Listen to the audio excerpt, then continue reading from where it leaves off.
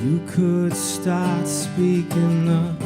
No one's gonna hurt you the way the words do as they settle beneath your skin. Kept on the inside but no sunlight. Sometimes the shadow wins. And I wonder what would happen if you say what you wanna say. Let the words fall out. Honestly, I wanna see you be brave with what you wanna say. Let the words fall out. I wanna see you be brave. I wanna see you be brave. I wanna see you be brave. Everybody's been there, everybody's been stared down by the enemy. Falling for the fear and wanna disappear and bow down to the mighty. But don't run, stop holding your tongue. Maybe there's a way out of the cage that you live. Maybe one of these days you can let the light in and show me how big your brave is. Say what you wanna say. Let the words fall out. Honestly, I wanna see you be brave. What you wanna say. Let the words fall out. I wanna see you be brave. Be brave. I wanna see you be brave. Don't know your history of silence. Won't do you any good. What did you think it was? Let your words be anything but empty. Why don't you tell them the truth?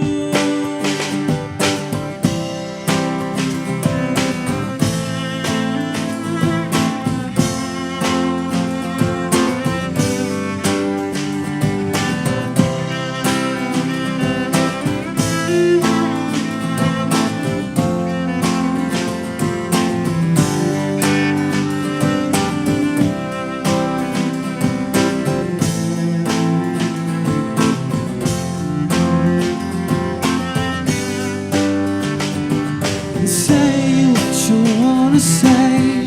Let the words fall out. Honestly, I wanna see you be brave with what you wanna say.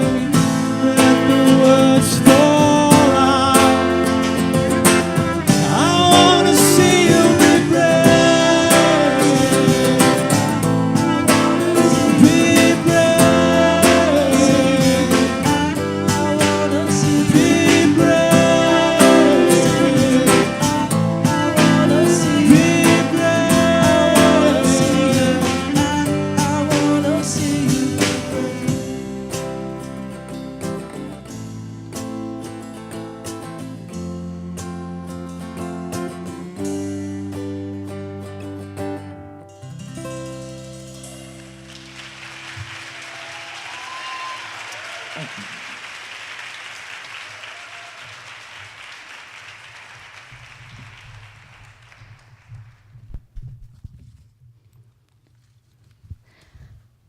Welcome. Just want to make sure you're awake. Welcome to This Is My Brave Baltimore. I am Tara DeCapite, and I would like to welcome you, our audience, to our show. We are honored and humbled that you took time out of your life to support us and to help shed a light on mental health. Before we begin our show, we would like to thank our sponsors. The 2018 season of shows wouldn't be possible without the support of Synovian, Alkermes, Sage Therapeutics, and Janssen. We also want to give a special shout out to our local sponsors, the Baltimore Therapy Group and Maryland Foundation for Psychiatry. After the show, Dr. Mark Comrade from Maryland Foundation for Psychiatry will be available in the lobby. Please take a moment to stop by his table. He's there to answer questions and chat with you after the show. I would like to quickly extend a heartfelt thank you to the 3 other producers that produced this show with me, Kristin and Pete DeCapite and Jordan Lally. I stand here tonight because of their support, encouragement, and bravery. This Is My Brave is a social organization, and so we would encourage you to take pictures or videos during the show and share them with the hashtag Live Brave or Storytelling Saves Lives. 50 miles. Why would anyone choose to run 50 miles all in one day? Well, I can't answer the why, but I can speak to the impact that these 50 miles have had on our journey that landed us here tonight. My husband, Matt, and his brother, Pete, they're already gone, trained and executed for a 50-mile race this past November. In order to heighten their motivation and attach a deeper meaning to their effort, they decided to embrace and raise money for a cause near and dear to our hearts. Matt said to me, "So, what do you think about raising money for mental health?" "Sure." But then I realized what this really meant. Would I share my story, our story? Was I really willing and ready to be truly brave? Right around the same time, we saw an article in the James Madison Alumni Magazine. It featured Jen Marshall, a fellow JMU alumni, and the powerful story behind This Is My Brave. So we launched our fundraising efforts and ignited the flame that brought us here tonight. We are about to take you on a journey. You will laugh, you may cry, you will be enlightened and inspired. Our hope is that you will leave with a transformed perception of the invisibleness of mental illness, thanks to the bravery of our cast members.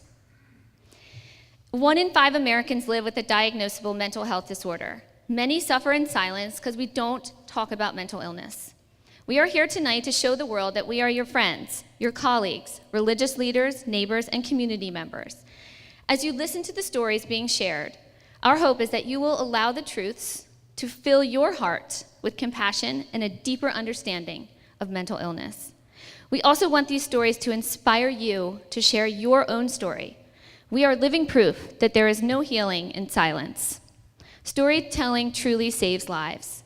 Before we begin to hear from our Brave cast, I would like to introduce the co-founder and executive director of This Is My Brave, Jennifer Marshall.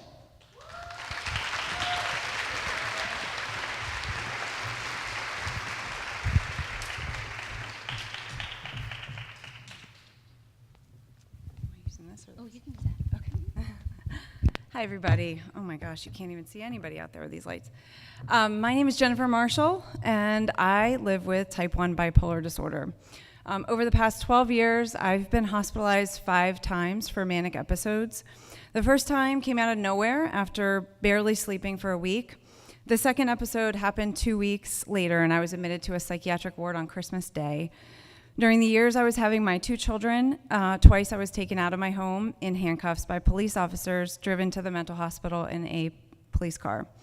And the most recent episode happened just this past fall after my This Is My Brave co-founder and dear friend, Anne-Marie Ames, died from a heart attack. My journey with mental illness is not unlike the way most people struggle with it. I hid my pain and feared I would never get better. Thankfully, that horrible chapter of my life didn't last forever, and I found solid recovery in 2010. And when I began on that recovery path, I was desperate to find stories from other people who had found ways to live successfully, despite this lifelong diagnosis that has no cure. The only problem was that no one in my circle of friends or family was talking about it. So I did what most of us do when we're searching for something. I turned to the internet. And I found a community of people who were blogging about their mental health issues in a way that was so brave and vulnerable.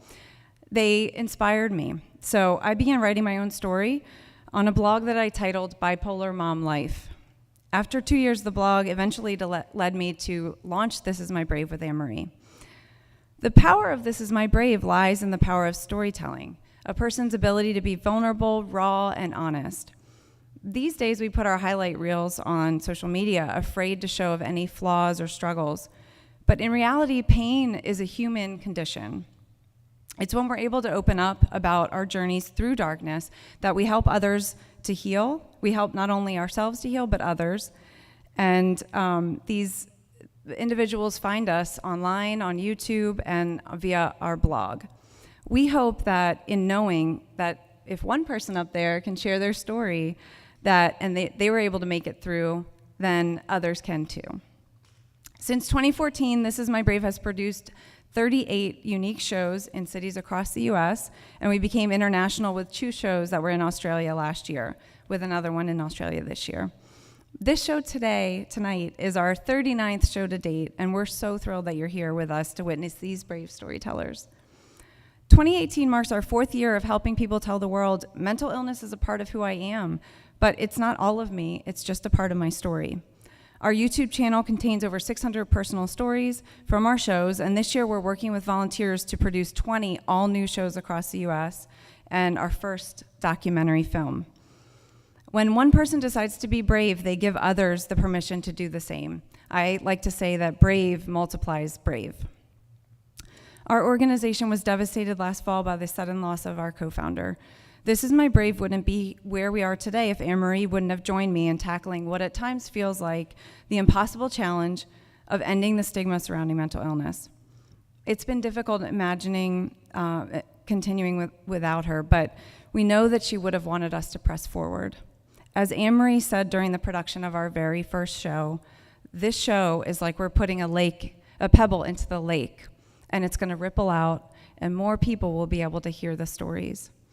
And tonight we honor her memory, as we do with each of our shows. These ripples that she spoke of in the beginning have turned into waves.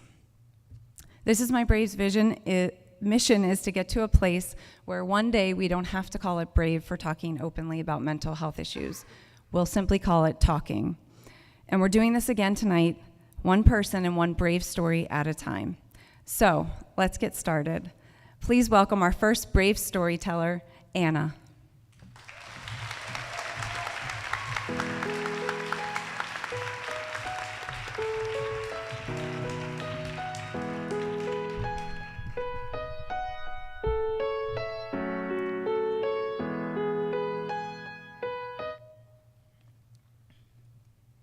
Here I am, wandering the streets with one map of Lima's town square. No GPS, just directions written in Italian. Come to find out, the places to visit on my map are closed due to the next day's Peruvian Independence Day celebration. I don't know where to go or how to ask for directions in Spanish. Tucked in my pocket is a slip of paper with the address of where I will be sleeping that night. And even alone, I know everything will be all right. Many would say exploring a foreign country alone is brave, right? Well, I know better. There is something braver. Hi, my name is Anna Marie. I struggle with anxiety and depression. As a teenager, I was diagnosed with bipolar. As a child of 11, I was hospitalized. The doctors could not diagnose me, however, so treatment took a long time. Let's go back. Imagine, suddenly, your heart is pounding, thoughts are racing, it is getting harder and harder to breathe. You begin to worry you are having a panic attack. Stop. This is a panic attack, not a heart attack. After being moved around from different hospitals and eventually treatment at Johns Hopkins, I was a mess. For over 10 years, whenever I became stressed out, I lived through traumatic flashbacks that would suddenly come. I was back in that time as a young girl, feeling terrified and alone. In high school and college, I kept fighting. Often, I missed school and my friends. I am still fighting. My life is about being proactive and taking care of myself. No longer do I suffer flashbacks. I believe the power of prayer from others and God's grace healed me. Each day, I work hard to live with purpose and perseverance.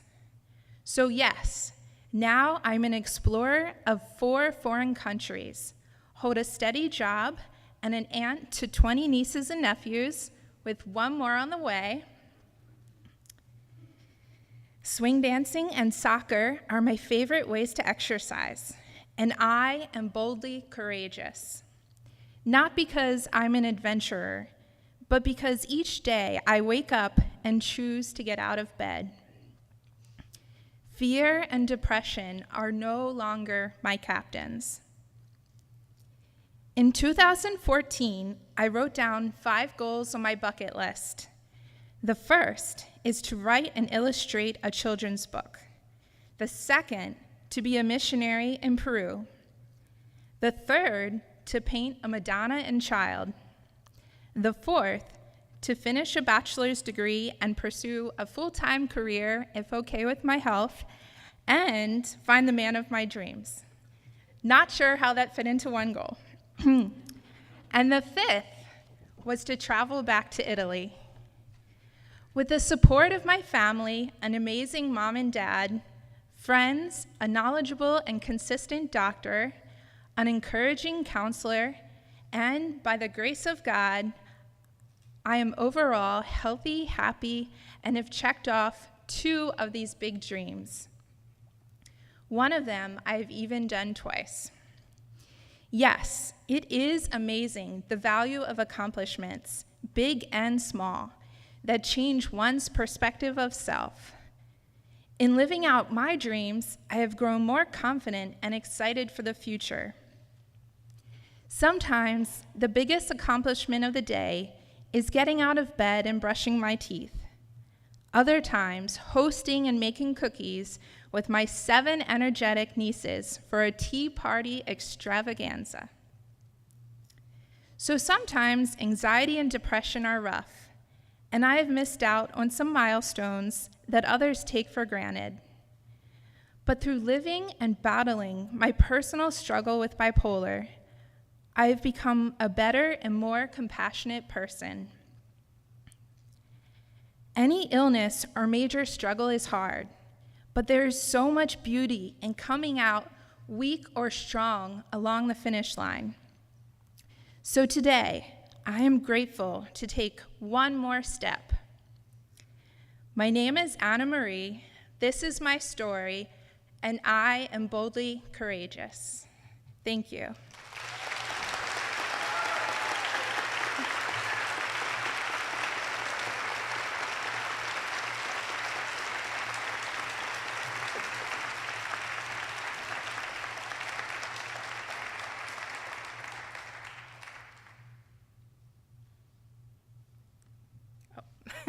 Whoops. The next Brave Cast storyteller is, oh, I flipped my paper. Here we go. Tristeza.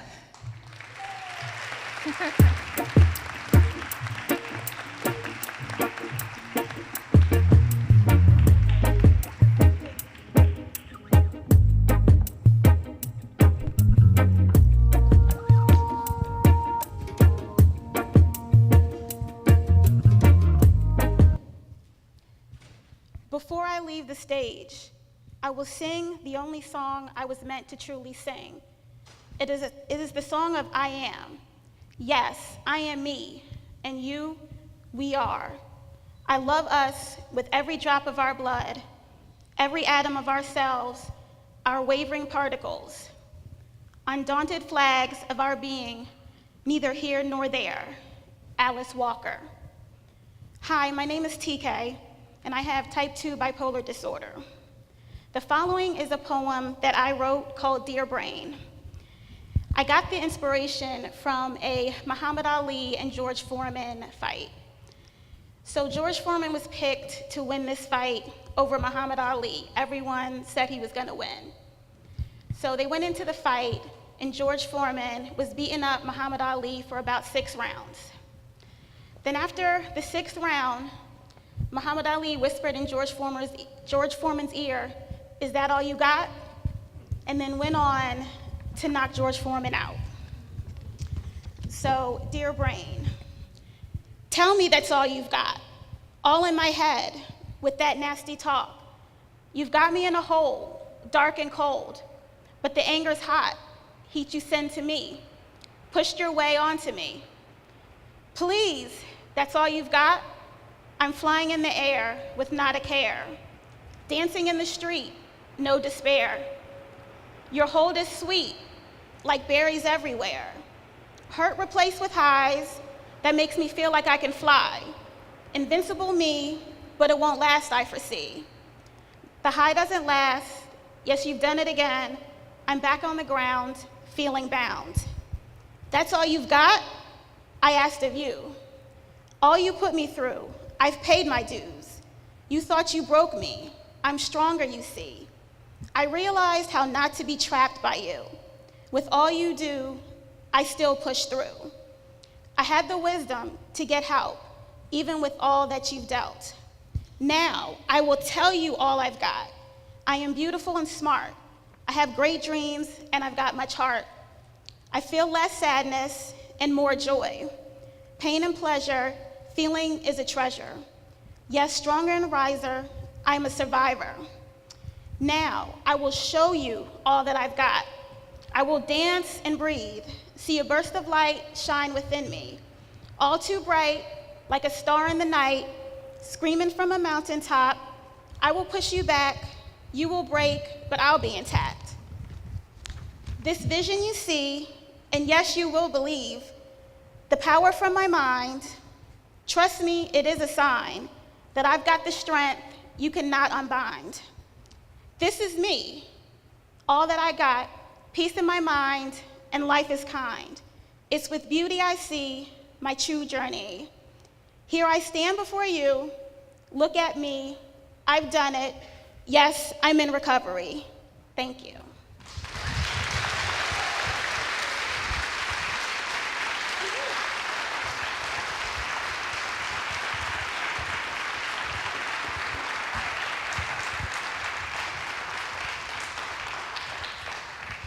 And now I'd like to introduce our next brave cast member, Robin.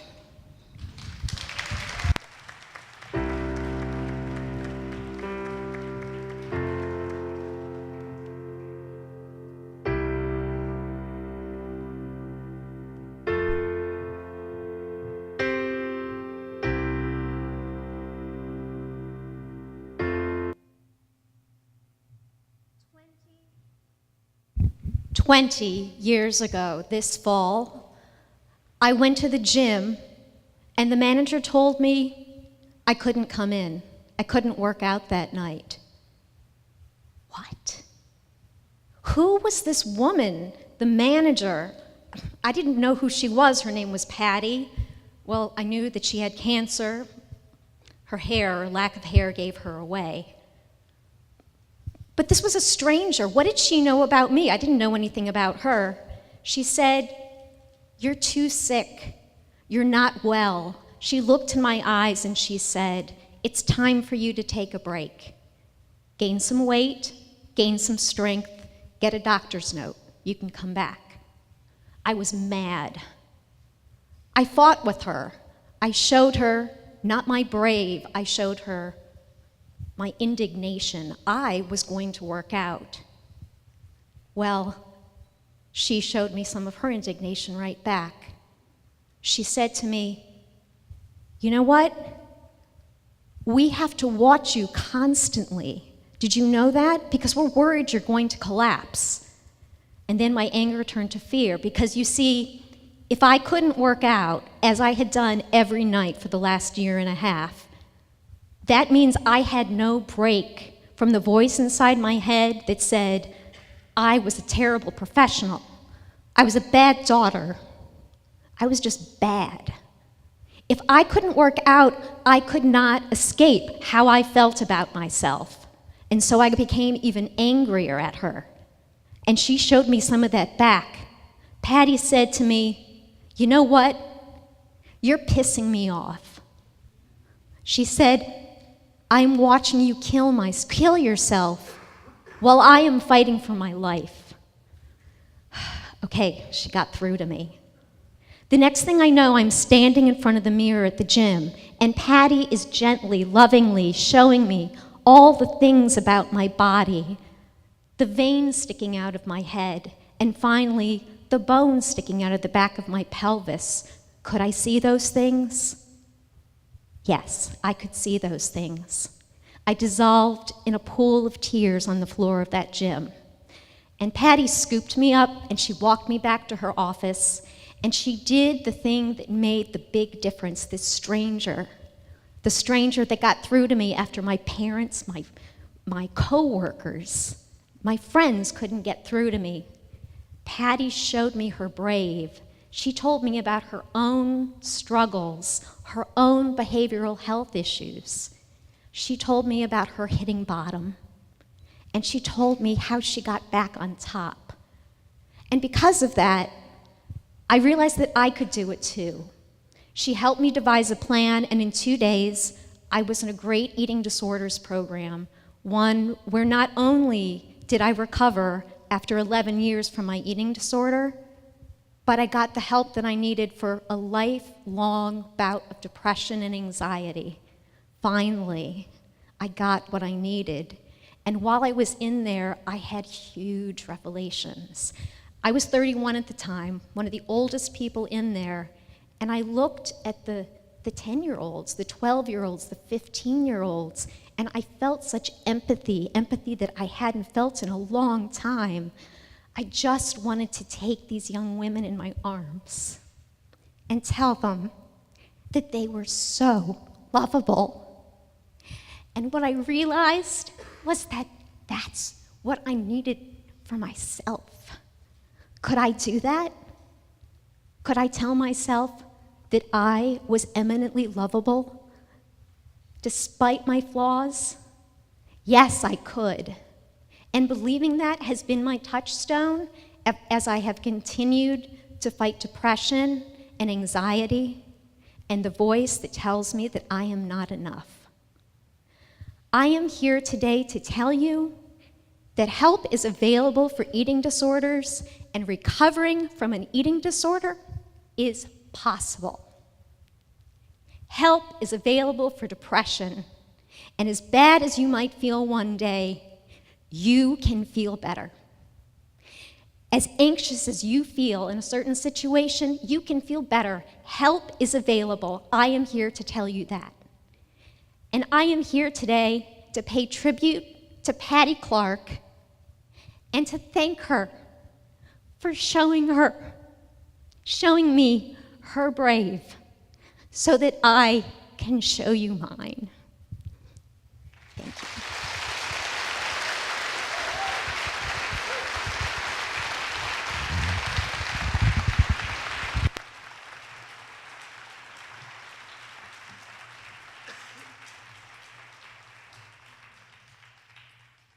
And now it's my honor to introduce our next cast member. Please welcome the very brave Beth.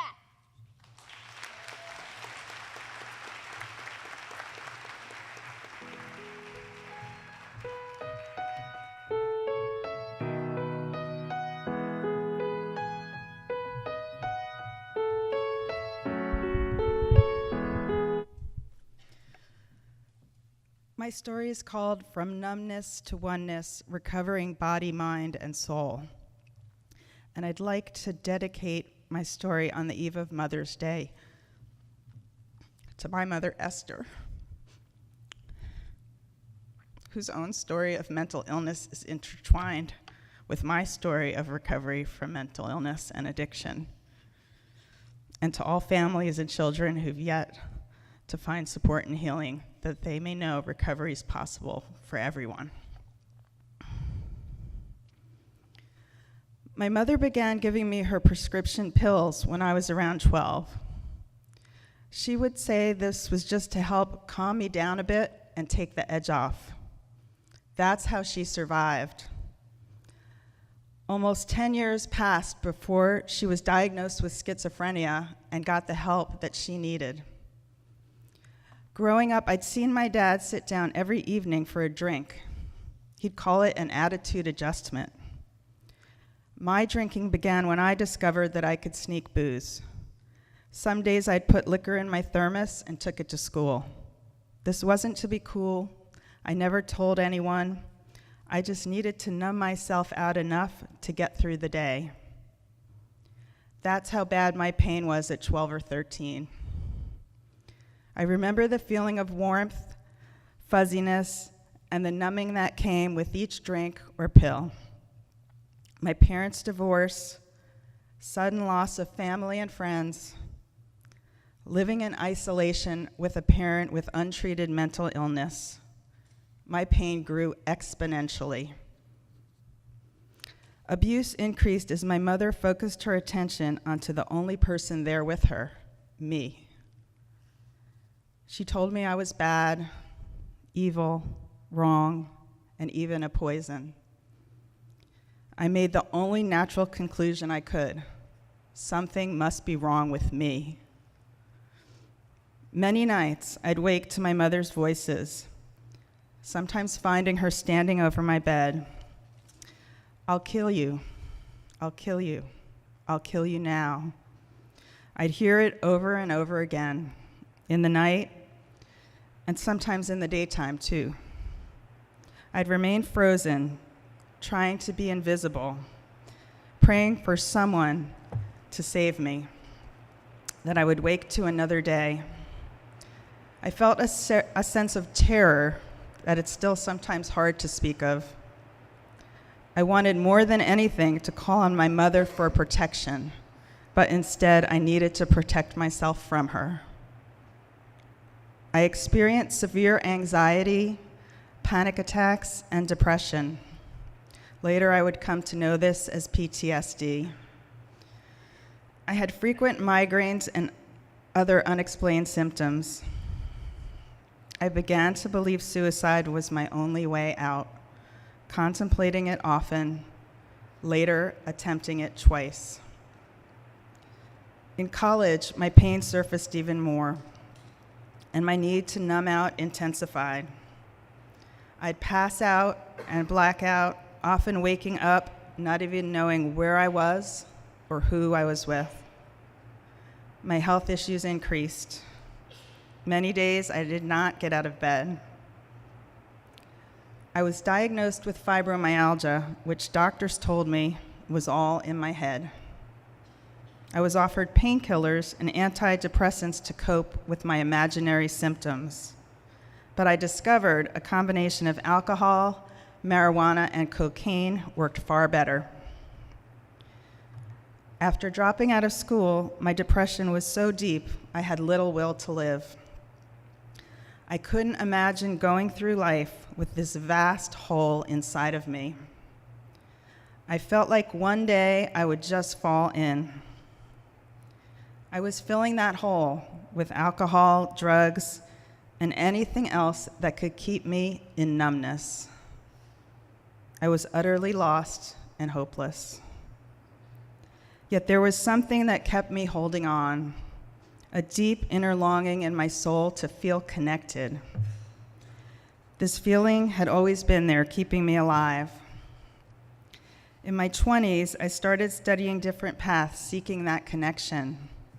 I embraced Buddhism, Sufism, and indigenous traditions.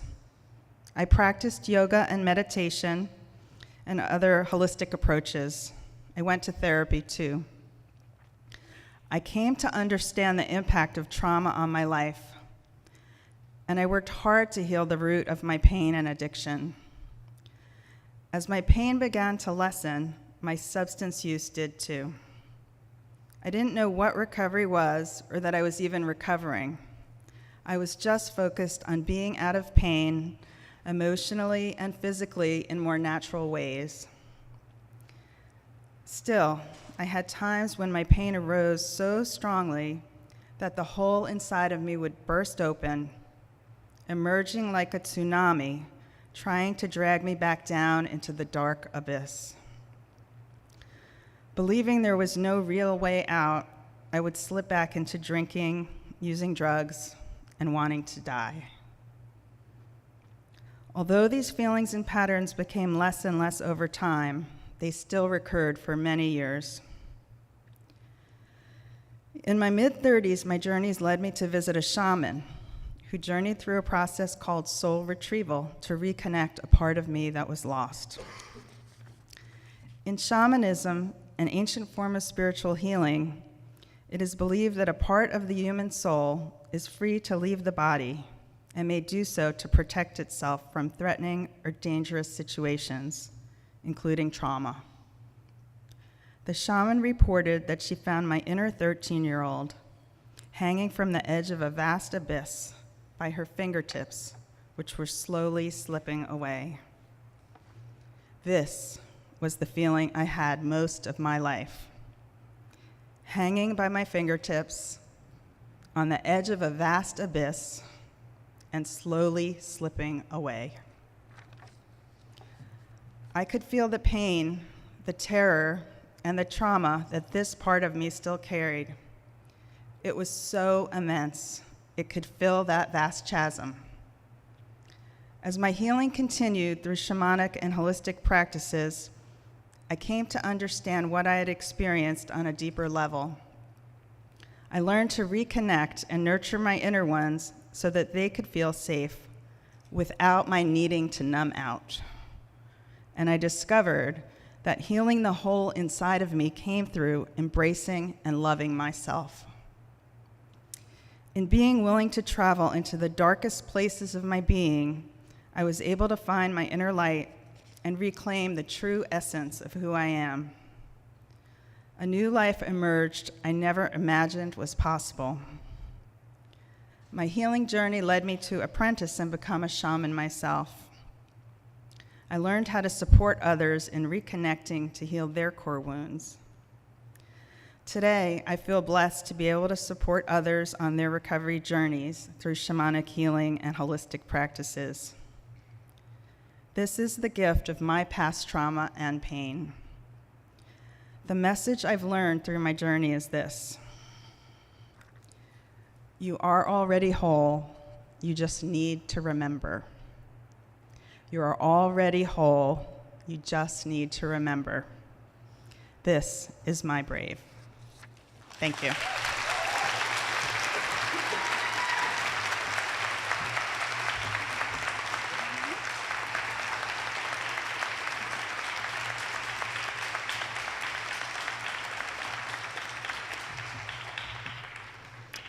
It's my pleasure to welcome our next amazing and brave storyteller, Jonathan.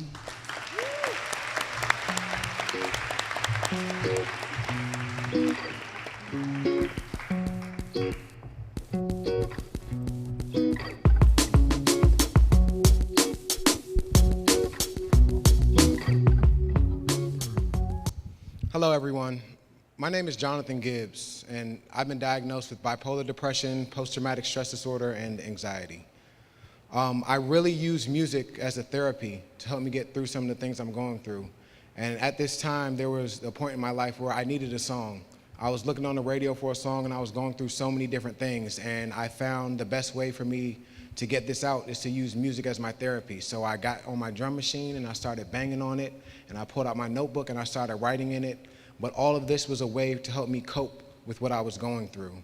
Because sometimes it's not about what you're going through or what you've been through, it's about getting through it. And I found that to be very important. So my name is Jonathan Gibbs, and the song I'm gonna perform for you is called All on You, and this is my brave.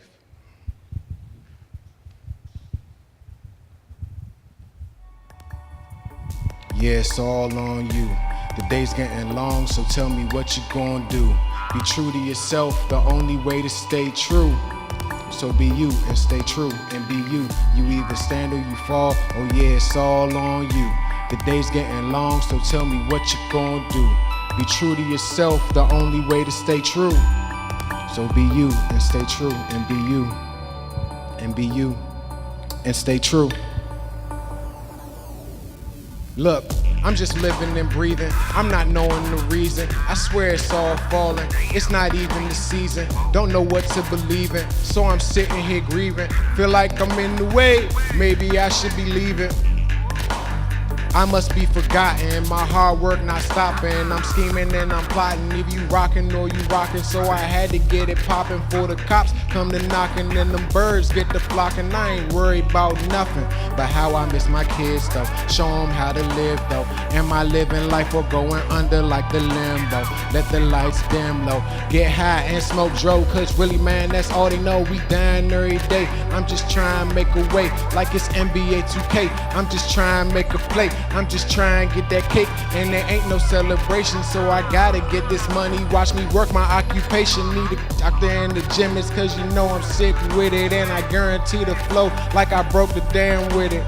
Take off with no landing gear. I got faith, I have no fear. My vision is 2020, so I can see it crystal clear. I can tell the end is near. Hold up, no, don't bring that here. Moving forward, had to check the rear. Turn up, can you hear? I'm taking shots like it's happy hour.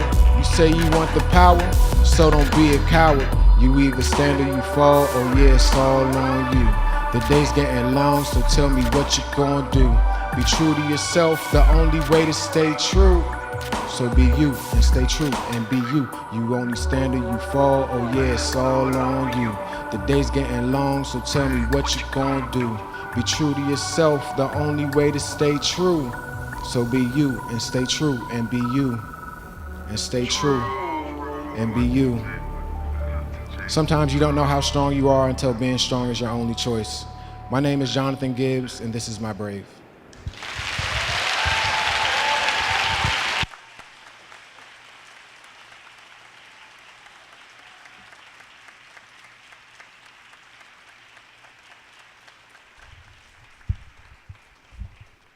And it's my pleasure to introduce the next Brave cast member, Mike.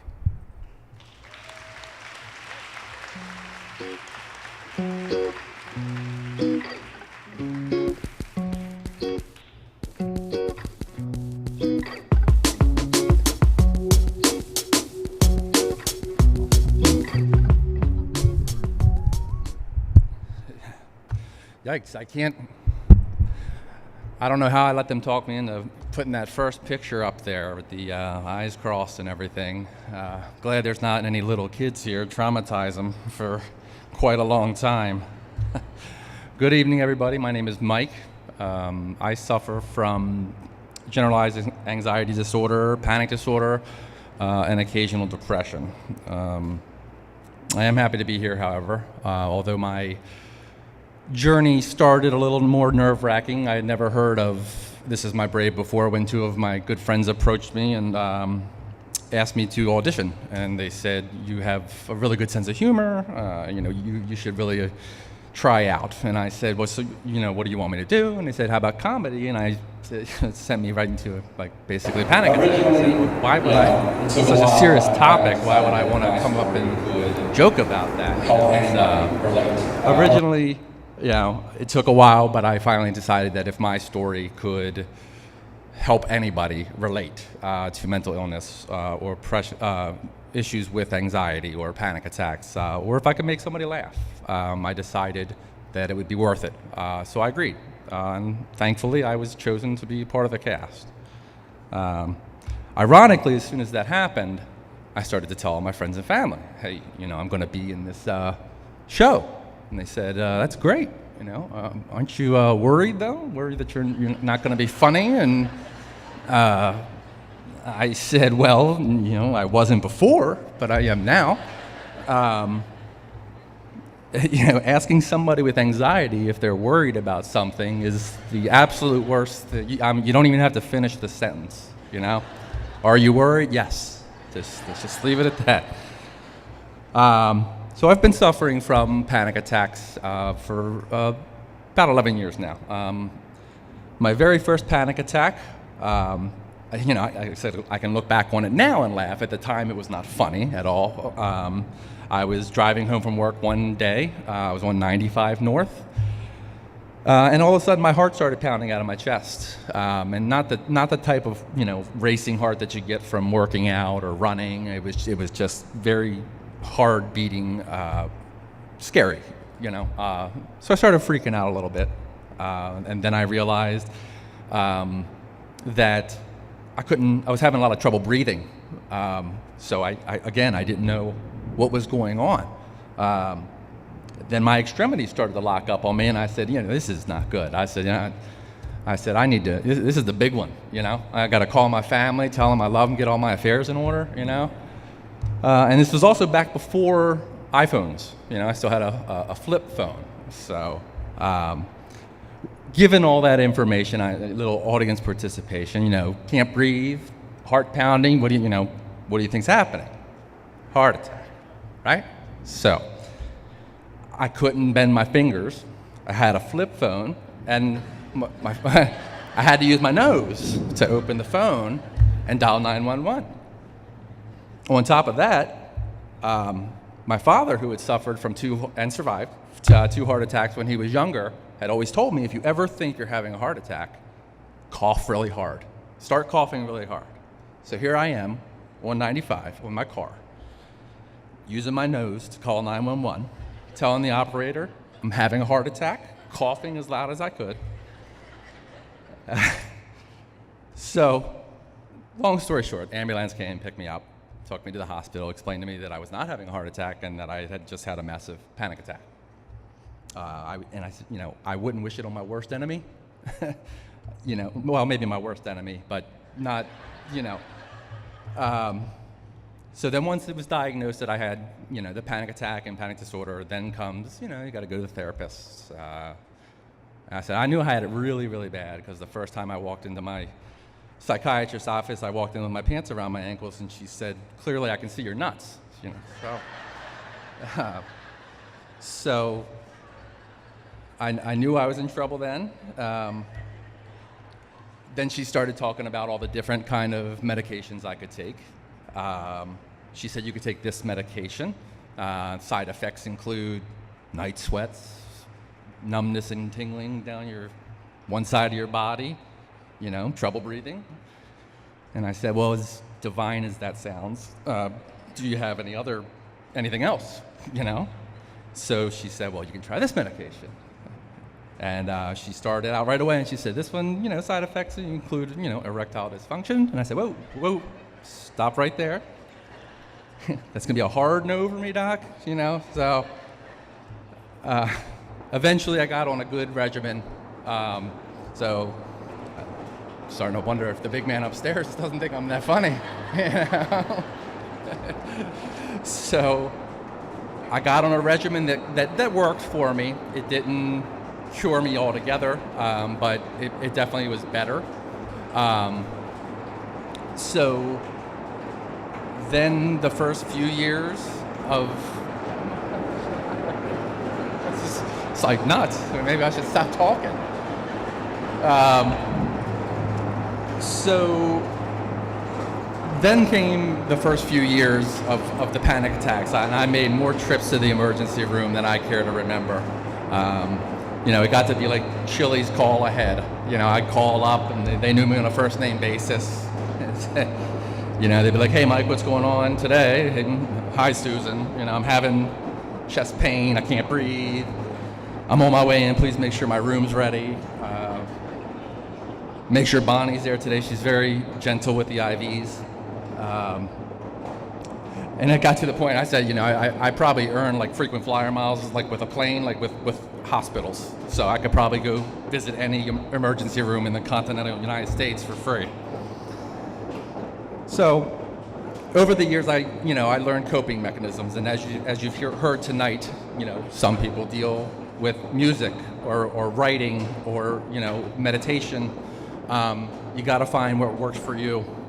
One thing I do not advise, though, is if you ever, have lots of symptoms, do not ever Google them, right? Because you go to a site, put in your symptoms, you might get 4 or 5 results. The first few are common, cold, stress, and then you get the one that's only been diagnosed one time to somebody in a third world country, and you're like, that's what I got, right there, that's what I have.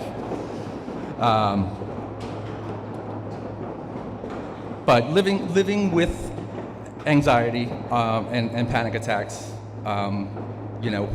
we have to fight a little bit harder than most people. We have to be a little bit stronger than most people. You know, I'm lucky enough I have a job, you know, that I've worked full time. My job is very understanding, which confuses me because when I filled out the application, it said, what state do you live in? And I said, constant fear.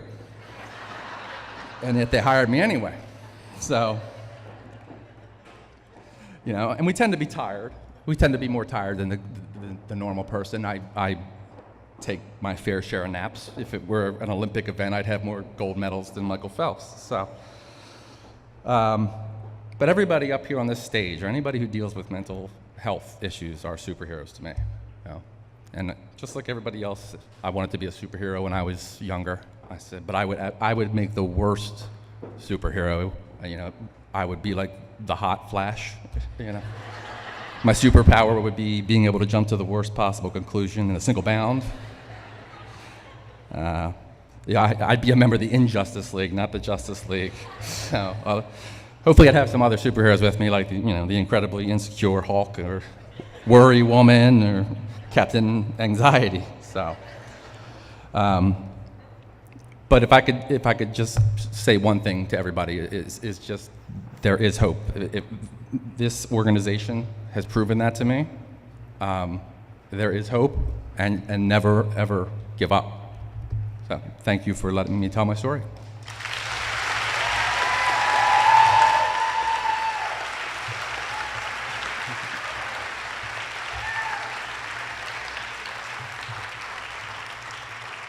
And now I'd like to introduce the next Bravecast member, Tara.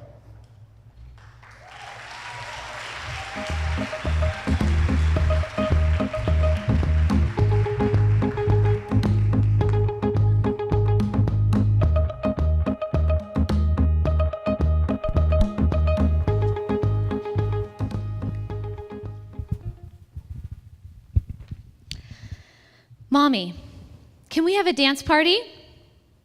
Mom, are you okay? Mom, it's going to be okay. Dear my beloved children, depression is not a bad word. Depression is tenacious, feisty, and stubborn. Depression can be a bully and can even show up in your story and show up as a villain in your story. Depression is part of my story. She grabs a hold of me, leaves me hanging out to dry. Those days when I can barely manage to make dinner or pick out clothes for you. It takes every ounce of energy I have to get out of bed and play with you or help you with your homework. I try to convince myself that you don't notice, you can't see or feel me coming apart at the seams, but I know you know. You may not know the why your mom that you love and trust could fall apart right before your eyes. Sometimes I can feel her coming.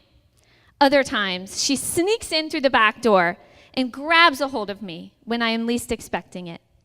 She whispers, you are a terrible mom. Your kids would be better off with anyone. These words are loud and hurtful, and they burn my soul. My light goes out, and then I can't shed my light on you. Where do I go? My body sometimes finds a spot, maybe the corner of the bathroom, crying out, God, please take this from me. But my guardian angel peels me off the floor. Can I really be the mom that you deserve? Depression? Do you want to bully me? Bring it. I choose to fight. I choose to step in that arena every day. I fight for you. I fight for each of you. My genuine, authentic self versus this bully, this villain. Who is she? She is me, your tenacious, feisty, stubborn mom. Your silly, sometimes crazy, loves to dance mom. Remember I said depression is not a bad word? I know you listen to everything I say.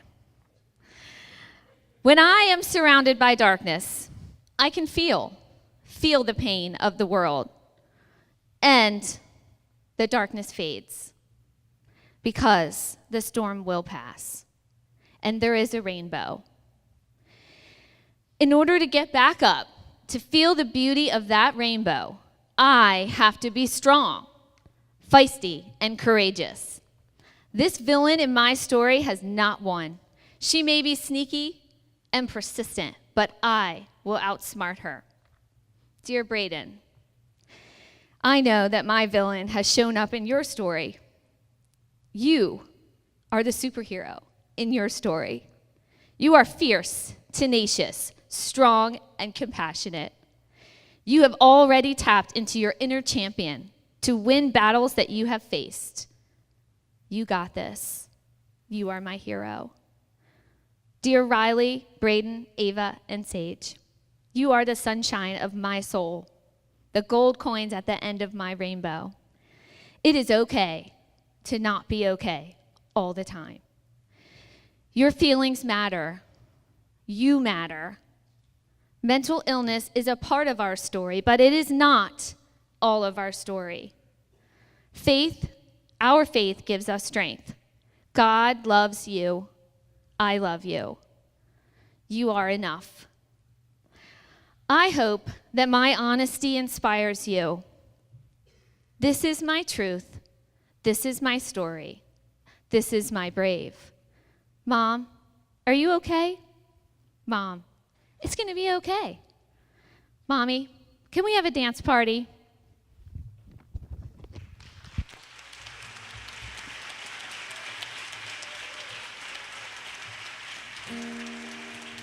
I try to overcome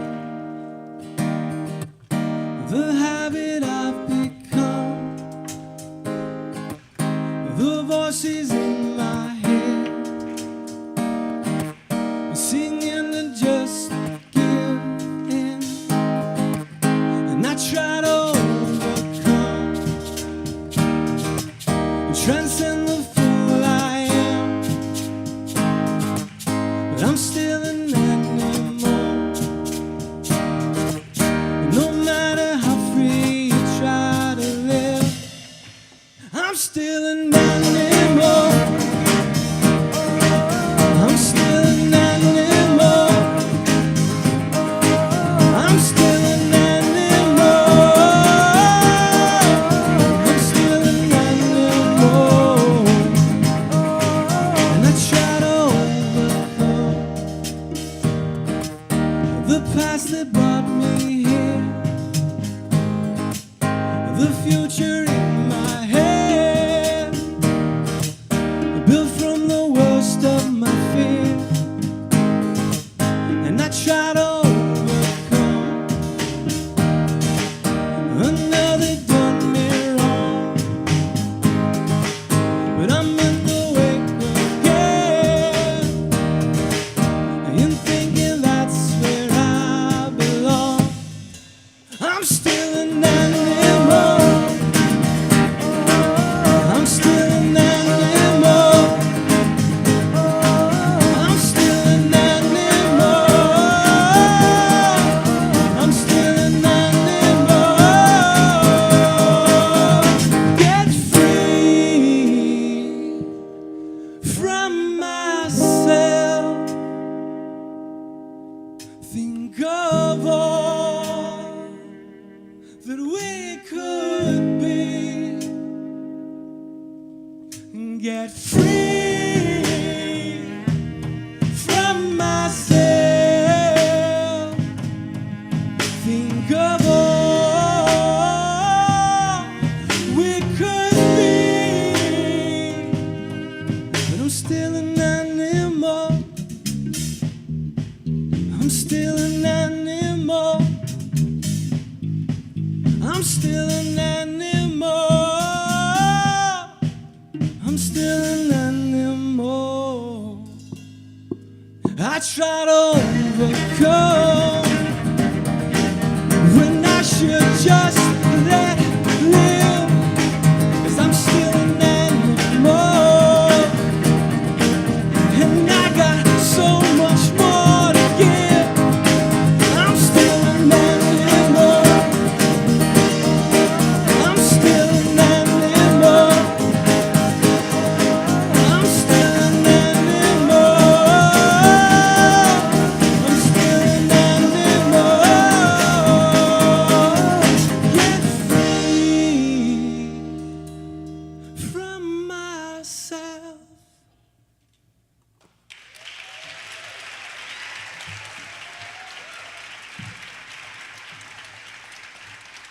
Ladies and gentlemen, our next brave storyteller, Sharita.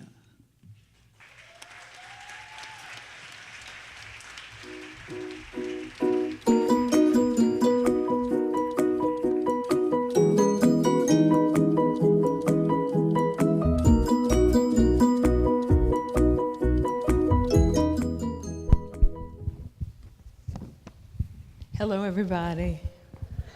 My name is Sharita Cole Brown, and as you saw in my pictures, there was a picture of two beautiful young women with me. Those are my daughters. I'm going to take you back to 1982, when I thought those beautiful young women might never exist. I was a senior at a prestigious college, and I had a psychotic break. It was March of 1982. I was scheduled to graduate in May of 1982. I had been diagnosed with bipolar 1 in December of 1979. So I came home from school, and what my parents were told was, given the frequency and severity of my episodes, that they could probably get themselves ready and steeled up for me being in custodial care, meaning somebody eventually was going to have to take care of their child.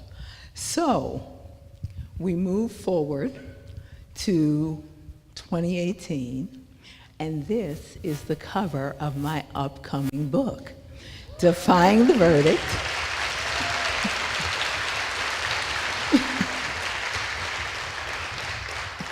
My Bipolar Life, which is coming out on May 29th of this year. I'm going to read you an excerpt from Defying the Verdict, My Bipolar Life. Don't defy the diagnosis, try to defy the verdict. Norman Cousins. By 1987, my life had unraveled so much. I was uncertain about my secular future, as well as my Christian identity. Having denied the psychotherapist's diagnosis of maturing bipolar disorder for so long, I finally acknowledged its accuracy. Then I reasoned, if I internalize and implement effective strategies, I know the God I discovered in first grade will help me enhance the quality of my life. After being released from the psychiatric unit, I contacted my former therapist and updated him regarding my recent psychiatric hospitalization. I almost begged him to resume the therapeutic process at his counseling center, where the driving principle was people growing toward wholeness. When he agreed to pair his therapeutic acumen with my determination, somewhere in my spirit, I knew I would recover. I still had to convince my heart and my mind. Returning for a second round of therapy, I was determined to destroy anything in my psyche that blocked my progress. If I could, I wanted to decrease the frequency and severity of my cycling. I had been episode-free for 3 years before I returned to this bottom. I had taken my medication as prescribed. I had regular blood tests. I enjoyed yearly extended urinalysis. And of course, I had remained in my self-constructed box. I had developed an ugly duckling mindset concerning my role in the Cole family. Though it seems melodramatic to me now, while viewing myself through my periscope of hypersensitivity, I decided I was the defective sibling. Some days, deep within myself, I shouted, "Do you think I like being crazy?" During the therapeutic process, I learned to accept and love less than perfect me. My emotional intelligence quotient needed a boost. Living in my box and wanting to avoid severe mood swings from elation to despair, I had locked myself into an unbalanced, an unrealistic happy mood. Sadness, frustration, anger, all became taboo emotions. Now it was important for me to learn how to regulate my feelings and my moods. I had to identify the emotions I had hidden under my salvation cloak of happy, happy joy. The most notable were fear, guilt, shame, and condemnation. In addition to traditional clinical practices, my pastoral counselor encouraged me to memorize specific scriptures, especially those that counterbalance the fear I internalized and embraced in response to bipolar I illness. Then I came to understand I didn't fear failure, I feared success. Finally, realizing why I lived in a self-constructed box, I asked myself, do I possess the temerity to step out of my box? Nearly 30 years later, my answer is still yes. Thank you.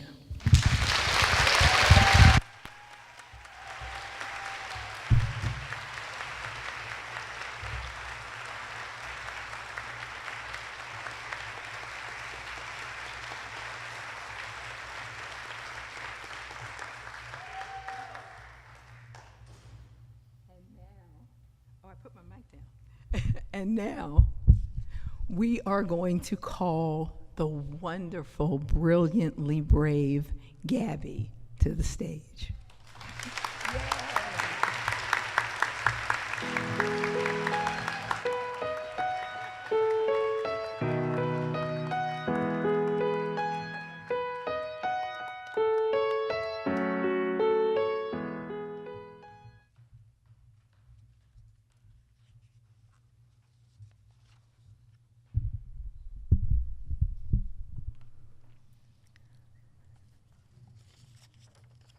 Honesty is a language I am still learning to speak. It's both an art form and a necessity, a cry for battle and a cry for help. Honesty is admitting that I live with depression and anxiety, that I am scared of everybody and everything, that every day is like getting on a roller coaster, afraid of the drop. I scream an awful lot and do it anyway. It's not easy to drop the act I've shown from age 12, to stop hiding my struggles or to own my strengths. It's true, my life is not perfect or what I planned, but I love it so much more than I could before. The difficult part of honesty is I have to choose it over and over again. I have to admit there is a problem, that I cannot do this alone. I feel 12 years old and I don't want to be alone. I am 20 years old and I don't want to feel alone anymore. On the inside, depression and anxiety try to tell their own stories, where truth and doubt, right and wrong, are not, I can't untangle. They say, you're not smart enough, or you're a waste of space, or maybe you really are alone. And when they spin these stories, I can't eat, I can't sleep. My insides twist into a void that only turns tighter. At every turn, I can only hope I've learned enough to make drowning feel a little more like treading water. But when the darkness is in the back of my lungs, when I feel like I'm choking on the vacuum of space, I have two choices: rise or run. I used to try and disappear, like if there was less of me, my life would be enough. Like shrinking meant giving my loved ones more air to breathe, like not giving my pain a voice meant it wasn't real. But disappearing is not a saving grace, and silence is not the answer. There's a reason they say silence comes before storms.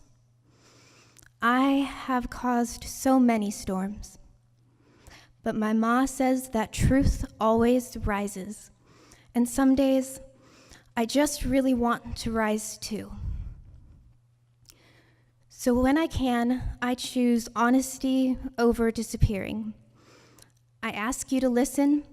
I take up space. I learn to give myself a voice. I say I'm not okay, but I want to be. Some days caring for myself takes compassion I don't have, but I will keep trying to learn. Some days honesty still tastes like defeat, but I grit my teeth and talk till I'm hoarse with all I have inside. Some days, honesty hurts so much more than giving up, but I'll take it over feeling nothing at all. I want to feel everything. Honesty lets me scream as I pull myself out of bed, send an email, walk into a room full of people, learn to merge my car on the highway, lets me scream at the top of my lungs, I can do this, I can do this, I can do this.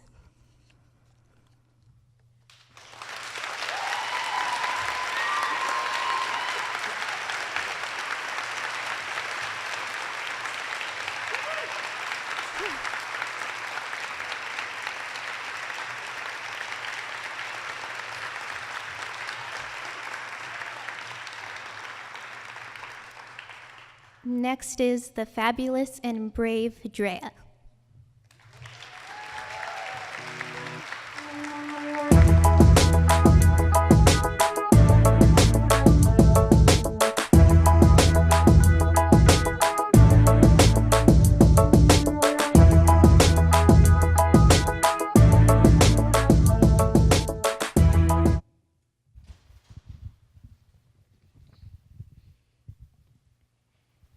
If you want to make the world a better place, take a look at yourself and make the change.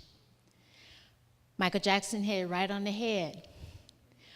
My name's Andrea Landry Brown, and this is my brave.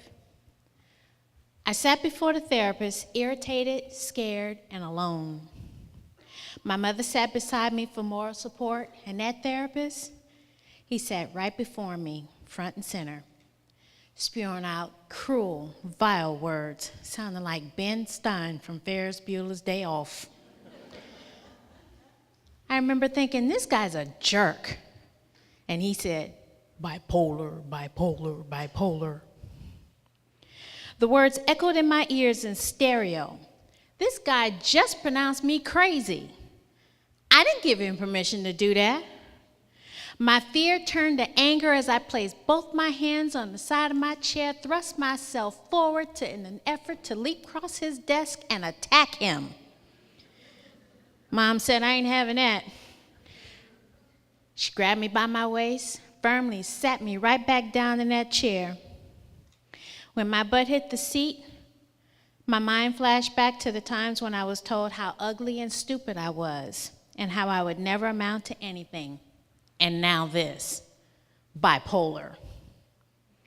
My memories played in slow motion, reel by reel, of the physical, psychological, sexual, and verbal abuse that I had suffered through most of my life. And at that time, I felt completely alone. And I was in denial, and let me tell you, it is not just the river in Egypt. I went through an entire year of medication trials. And then I began to question God. Why me? How did I get this? And can I give it back? That's when bipolar came up and introduced itself to me. I am fun when you need me and hell when you don't. I'll take you through a roller coaster ride that will rival any attraction at a Six Flags amusement park. I'll take you so high you believe you can fly and then slam you down to the earth, making you feel like you have no worth. Are you scared? Why? I'm easily hidden and downright blatant, all at the same time. When I'm at my highest moments, I look fun, entertaining, and sometimes outright psychotic. I party hard and make sure you notice I'm in the room. Yeah, that's right, I must have all eyes on me. Because attention is my best friend, and I've got to have all of it. I go on shopping sprees with money I don't own, buying the most extravagant gifts, and openly share my wealth with anyone who wants to join me. You guys want to go shopping? I don't sleep for days on end, often exhausting my friends who try their best to keep up with my never-ending energy. I feel like I can conquer the world. I have no need for street drugs because I am a high that cannot compare to any drug that is manufactured, and I'm an endless supply. I have visions of flight and fancy and superhuman powers that would make a Marvel comic superhero. But they get jealous of me, even Captain Worry. I am all-encompassing. Hear me roar. My psychotic moments begin to take effect after I have been awake for far too long and the delusions begin to set in. Irritation is an avid friend as I become unbearable to be around. I snap at everyone that may oppose my opinion because I'm always right.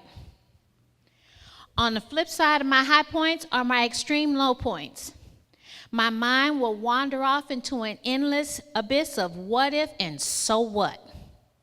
I debate with myself about past arguments that I have no way of solving on my own, and then blame the person I was having an argument with for not seeing my point of view in the first place. Remember, I'm always right. I isolate in the dark where no one can find me as I wallow in my delusions of right and wrong. I get upset when my so-called friends don't check on me and then become frustrated when they won't leave me alone. When I become overwhelmingly depressed, suicide is a comforting thought and a soothing option. After bipolar was finished flashing my life before my eyes, I decided it was time for a change. I stood tall in its face and forced challenges upon myself. I encouraged myself to go to college and obtain 3 degrees. Hey, ho. Oh, sorry. I took the time to recognize my triggers, then learn wellness tools to manage them. Today, Bipolar and I, we sit down every day and have a cup of tea. We have a major discussion. But one thing I can definitely tell you is that it will never have a hold on me ever again. I will never be defeated. Thank you.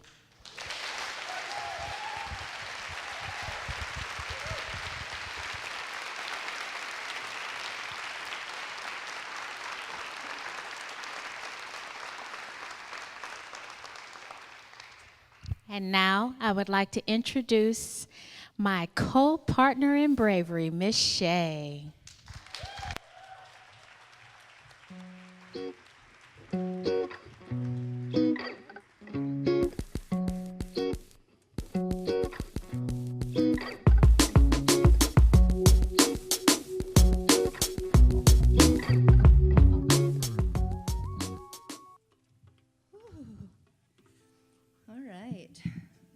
Are bright. Hello, my name is Shay. I wore a starry night dress tonight because stars can't shine without brightness. Without darkness. Yes. I've struggled with depression and anxiety for a while, and the only way I know how to express those feelings is through music. Is through song, because when I think about when I wrote this song a while ago, I didn't necessarily know what it was that I was going through. I didn't know what it had or what it was called. I didn't want to put a name to it. I didn't, know anything about it, and so all I knew was what I felt, and what I felt pretty bad, pretty scary, and pretty sad. So This is for everybody who knows what it feels like, but doesn't necessarily know how to talk about it or what to say or what it is. So this is for us. So, and I'll start.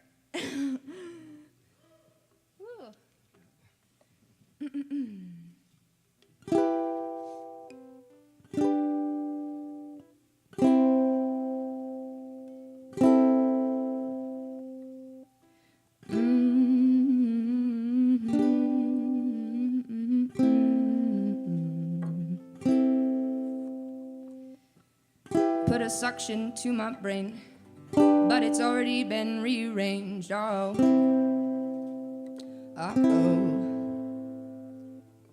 put a vacuum to my head, but it's already been filled with lead.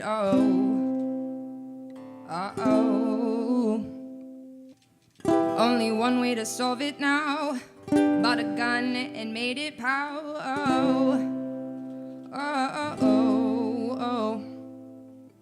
Full of silence, full of fret, full of noise and full of threat. Powder,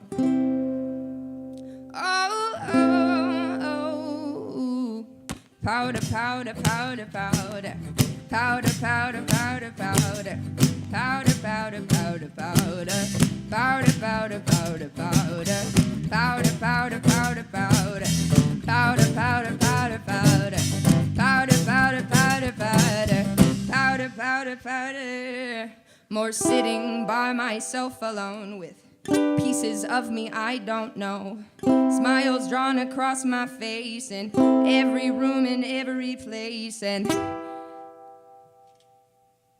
feeling nothing but what for. Tears don't disappear when they hit the floor. Full of melancholy, full of pain, full of things I've yet to name. Powder, powder, powder, powder. Powder, powder, powder, powder. Powder, powder, powder, powder. Powder, powder, powder, powder. Powder, powder, powder, powder. Powder, powder, powder, powder. Powder, powder, powder, powder. Powder, powder, powder. It was blown. Never had I felt so alone. No solution seemed any better than taking me away, the last parts of me to go hide in a letter. Powder, powder, powder, powder. Powder, powder, powder, powder. Powder, powder, powder, powder. Powder, powder, powder, powder. Powder, powder, powder, powder. Powder, powder, powder, powder. Powder, powder, powder, powder. Powder, powder, powder, powder. Powder, powder, powder, powder. Powder, yeah. Powder, powder, powder, powder. Powder, powder. Don't go through with it, though the barrel's packed full. It's just another low day, so put down the pencil. Thank you.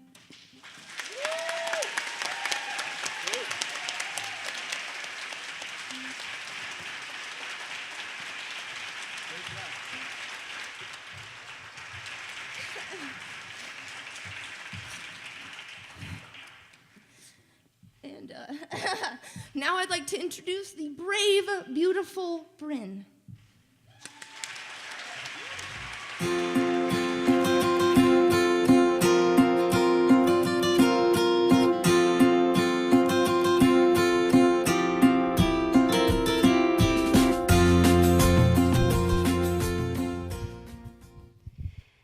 I want to go home. Have you ever felt those words before? Just felt like you would give anything to go home and be warm and safe? How about when you were already physically at your house? Well, for me, that has been my go-to thought since I was a little kid. Anytime I was scared or sad or felt like nothing was right at all, it would just pop into my head without me even realizing. I want to go home. It took me such a long time to figure out that those 5 little words were connected with my depression and anxiety. See, I associate home with comfort and safety, so I was connecting home with a mental and emotional feeling. I wanted to feel emotionally safe and well and loved, not to feel like I was broken or dysfunctional.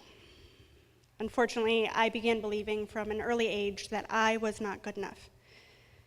I felt that I was not worthy of true friendship or love. Then when I was 15 years old, I found out that my 26-year-old sister had breast cancer.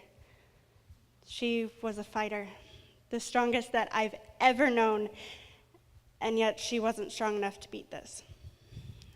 2 years after she was diagnosed, we lost her. The day I found out was the hardest day of my life. It was also the day that I realized that not only had I been struggling with depression up until then, but also that it was about to get so much worse. I spent a lot of time crying, and I refused to talk about my feelings with most people. There was this large hole in my chest that ached at every moment, never relenting and never healing. I tried to hide it, the pain that I constantly felt behind fake smiles and I'm fines, but that only bottled up the hurt and made it harder and harder to make it through the days. Then 2 years exactly after my sister passed, I got the news that we lost my grandfather, who I had been quite close with. After that, I lost most of the will to fight for myself. I went down a dark, depressive hole and isolated myself almost constantly. I was so hard on myself, hitting myself and screaming how bad of a person I was. I barely ate, believing that I deserved the pain hunger caused. When I would go out into public, I would become extremely jumpy and anxious, feeling claustrophobic and like I didn't belong. And that's when things got the worst. That's when I became suicidal. I had it all planned out, ready to go for whenever I decided to do it. And then I did something that changed my life. I reached out to someone. I reached out and it saved my life. I had never wanted to reach out before because I didn't feel like I deserved to be helped. And also, I didn't want to burden someone else. But I realized after I'd written a suicide note just how bad I had gotten. And I had one moment of clarity, one moment that allowed me to forget all the negative thoughts about what I was or was not worthy of. So I made a phone call and I left a message, and that night I was taken to the hospital to be monitored.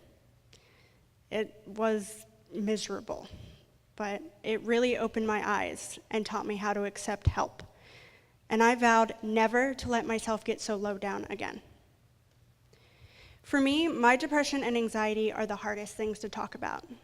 If I'm asked how they make me feel, it's so hard to explain, hard to put into words. I think that's why so many of us who struggle with mental illness feel alone, because we can't put our feelings into words to make others understand. And yet, when we find out that someone else is struggling with similar issues as us, we can empathize immediately. They don't need to explain it because we already know how it feels. We know how it can take your breath away. We know how it can stop you from doing the most simple task. We know how it can be so heavy some days that you just can't get up. And we know how hard it is to shake, no matter how many quick and easy solutions people give us. Nothing about depression or anxiety is simple. There is no simple solution or easy way out. It's an uphill battle every day, and some days are easier or harder than others. But I will say that the battle is worth every second of fighting. I am now happily married. I have 3 wonderful little dogs, and my husband and I just bought our first house.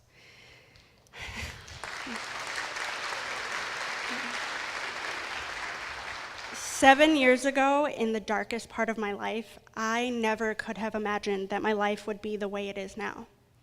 I never thought I would have so many supportive, amazing people in my life, or that I would be overall happy day to day.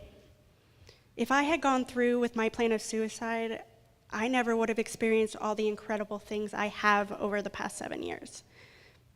I never would have found home. Home for me now is a comfort because I know home is inside myself. So I'm here to tell you, as someone who has been through it, who still struggles sometimes, that it really does get better. But you have to be willing to fight and to reach out. You're not alone. There's always someone who will stand beside you and help you fight your demons. Just know that there are options, and you are never worth giving up on. You can find your own home inside yourself. Just know, I know it's hard right now, but just know that I believe in you. You are strong, you are brave, and you can do this. Thank you.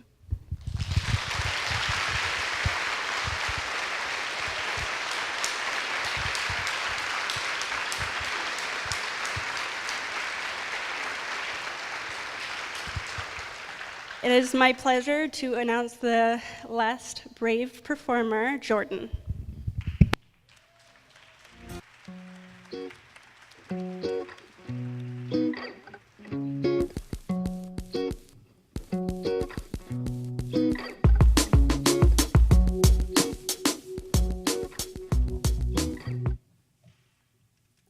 For most of my life, I've lived with mental illness, though I wasn't really aware of it, to be honest with you.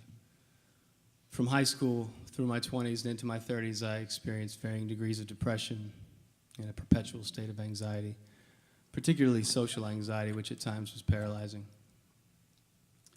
I always put on this comfortable, confident facade outwardly, but truthfully, inside I was hurting, insecure, anxious, uncomfortable at best. My father also dealt with mental illness. For him, it was periodic bouts of depression throughout his adult life. He was the happiest, most joyful man in the world for years on end, but then a depression would strike and it would completely consume him. This happened 5 years ago. A depression hit, and over the course of 12 months, my dad lost 100 pounds. His hair turned white from worry, and all of his joyful, gregarious, happy, go-lucky nature was completely consumed by depression until it culminated in his suicide. For me, this was devastating, of course, as you can imagine. But this was also the great turning point in my life, my great wake-up call to mental health. You see, before my dad passed, I considered mental illness to be a weakness in myself and a weakness in him. But watching his struggle, it was so apparent. There was such a stark contrast between the man and the disease that it was undeniable. And as I was able to see it in him, I was more readily able to see it in myself. My life changed two ways following my dad's passing. Firstly, I began a daily practice of meditation. Very serendipitously at my dad's funeral, someone introduced meditation to me as a possible mental health solution. And so I started. I was anxious and depressed, and I couldn't sit still, and I had horrible posture. But I had the one thing that matters, and that is a genuine intention to heal myself. And over these last 4 years, I have not only learned how to cope with my mental illness, with my depression and my anxiety, but I have begun to heal. My headspace has opened up, and my life has become free. It feels free for the first time in a long time. The second way my life changed following my dad's passing is that I began to be open and honest about my struggles and my father's struggles. It started with his eulogy, continued on in opportunities with my band and our family's foundation, the Lally Foundation, and an opportunity like today here with This Is My Brave. And in my honesty, what it's been met with is love and compassion and understanding. People have not only offered me compassion, but they've gone on to tell me their own stories of depression and anxiety, of friends and family who have attempted and committed suicide. It's like the floodgates have opened and all of a sudden it's okay to talk about. And for someone like me who felt so isolated for so long, living behind this wall of depression and anxiety, it's been this great catharsis. The very thing that isolated me from the world now connects me to it. For me, mental illness has long been a battle between my heart and my head, feeling compelled in my heart to do things, to speak, to sing, to act, but my head filling me with fear and preventing me from those things. I'd like to share a song with you now that I wrote that speaks to that. The song's called Won't Let Go. I won't let go of me. I won't let go. I won't let go of me. No, I won't let go. My head again decided for me, and my heart again is lost in between what I see and what I believe, what I want and what I need. It's all love and this is just a game. I know it in my bones, but the thoughts remain.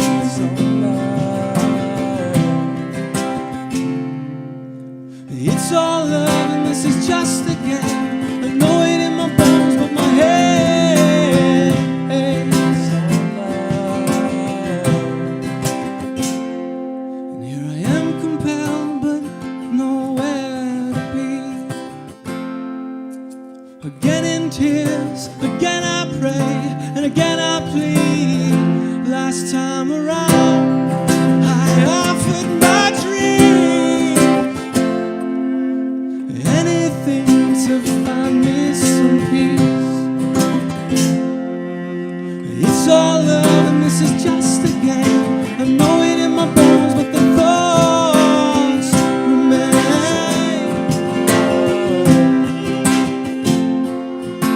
It's all love and this is just a game.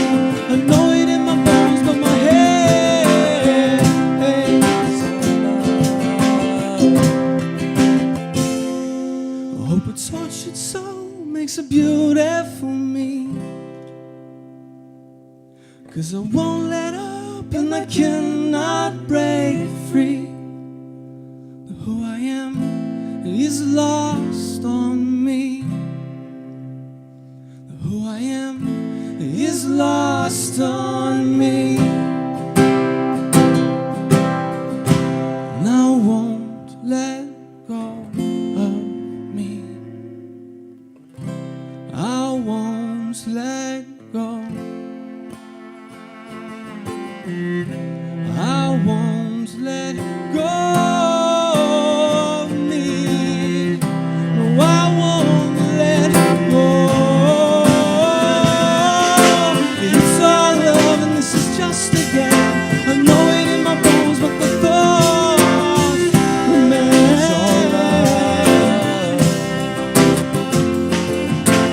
It's all love and this is just a game.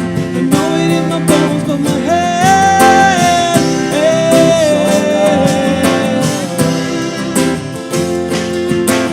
It's all love. It's all love. It's all love. It's all love. It's all love. It's all love. It's all love. It's all love. It's all love. It's all love. love. It's all love. It's all love. It's all love. It's all love. Thank you guys very much.